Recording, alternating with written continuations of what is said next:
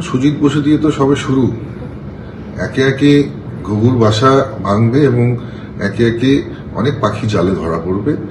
যারা অন্যায় করেছে, যারা সাধারণ মানুষের টাকা লুট করেছে, একজনও ছাড়া পাবে না, একজনও নিষ্কৃতি পাবে না। সুজিত বসু দিয়ে যেটা সূচনা হলো, নিশ্চিতভাবে এই জল অনেক দূর পর্যন্ত গড়াবে। জেলায় জেলায় পর্যন্ত যারা বিভিন্ন দুর্নীতির সঙ্গে যুক্ত, কেউ রেহাই পাবে না, প্রত্যেককে জেলে যেতে। পুরসভায় নিয়োগ দুর্নীতি মামলায় সিবিআই যে চার্জশিট দিয়েছিল তার 11 নম্বর পাতায় দাবি করা হয় বেআইনিভাবে সবথেকে বেশি চাকরি দেওয়া হয়েছে দক্ষিণ দমদম পুরসভায়। ইডি সূত্রে দাবি 2014 সালের পর সেখানে 329 জনের নিয়োগ হয়েছিল টাকার বিনিময়ে। কেন্দ্রীয় এজেন্সি দাবি করে করোনাকালে তৃণমূল পরিচালিত দক্ষিণ দমদম পুরসভায় এভাবেই একসঙ্গে চাকরি হয়েছিল 29 জনের। 2010 সাল থেকে দীর্ঘদিন এই পুরসভার ভাইস চেয়ারম্যান ছিলেন সুজিত বসু। ইডি সূত্রে আরও দাবি করা হয়েছে সুজিত বসুর সুপারিশে বিভিন্ন পদে 150 জনের চাকরি হয়েছিল।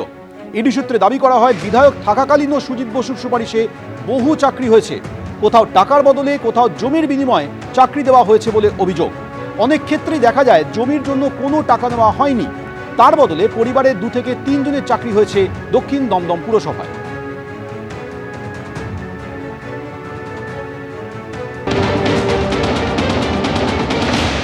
গতকাল রাজ্য মন্ত্রিসভার প্রথম বৈঠকে একটার পর একটা বড় সিদ্ধান্ত নিয়েছেন মুখ্যমন্ত্রী।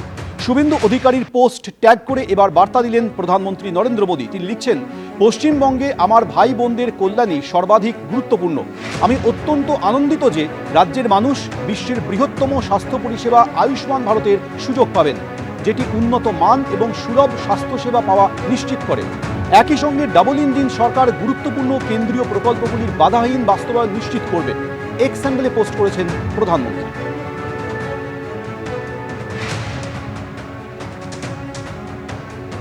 ক্রীড়া এবং যুব কল্যাণ দপ্তরের দায়িত্বভার গ্রহণ করলেন নিশীথ প্রামাণিক। আজ নবমহাকরণে গিয়ে দায়িত্বভার বুঝে নিলেন তিনি। ক্রীড়া ও যুব কল্যাণ দপ্তরের পাশাপাশি উত্তরবঙ্গ উন্নয়ন দপ্তরের দায়িত্বও পেয়েছেন নিশীথ প্রামাণিক। যারা একটা বেসিক প্ল্যাটফর্ম চায় নিজের প্রতিভাকে বিকশিত করবার জন্য, তাদের দুঃখ কষ্ট কিন্তু অনেকটা অংশে ঘোচাতে পারব।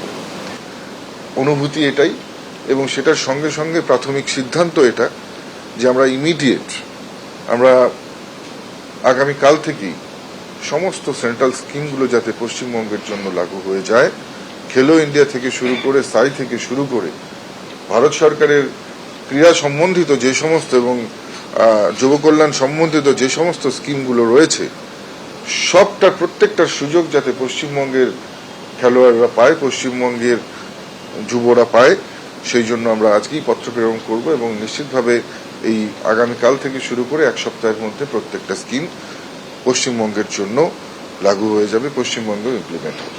এবিপি আনন্দ, এগিয়ে থাকে, এগিয়ে রাখে।